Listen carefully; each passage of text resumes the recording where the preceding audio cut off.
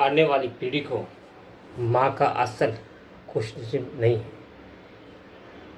बहुत लकी हैं आप जो मेरी उम्र के हैं, 30, 35, 40, 26 साल के जो युवा है, बहुत खुशनसीब है, उनको माँ का असल प्राप्त हुआ है।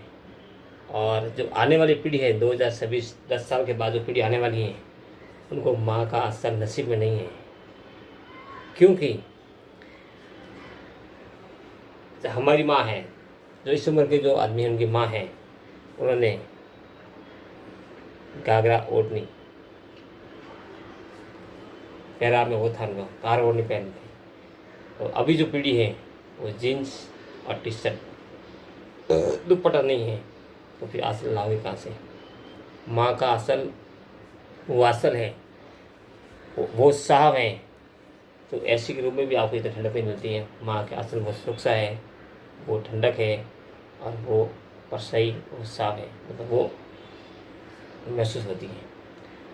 अगर माँ का असल आने वाली पीढ़ी को नहीं मिलेगा तो क्या करेंगे फिर? वो सुख, माँ का असल वो असल है। अगर कहीं आप पत्नी और बच्चे धूप में जा रहे हैं और गर्मी लगी, पसीना हो गया, तो माँ का असल उस पसीने को पोंछने बहुत काम आता है। माँ का वो असल है, इस असल में इतनी ताकत है कि अगर पत्नी को अपने पति या बच्चों की या अपने माँ बाप की याद आ गई, तो जो आंसू आते हैं रोने पे, आंसू के समुद्र को समेटने की ताकत है उस असल में।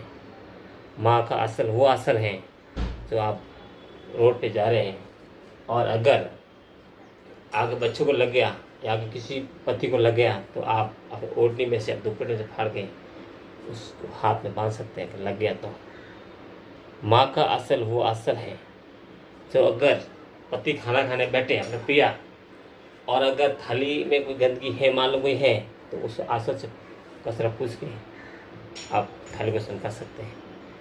माँ का असल वो असल है जो अगर सिर उसे बड़ों के सामने सिर पर डाल दिया जाए तो घर की इज्जत बच जाती है। बूढ़े जो लोग बैठे रहते बाजू में, वो मुँह पे ताव देते हैं, देखो मेरी बेटी है या मेरी पत्नी है या मेरी बहू है, तो सिर ढक के चलती है।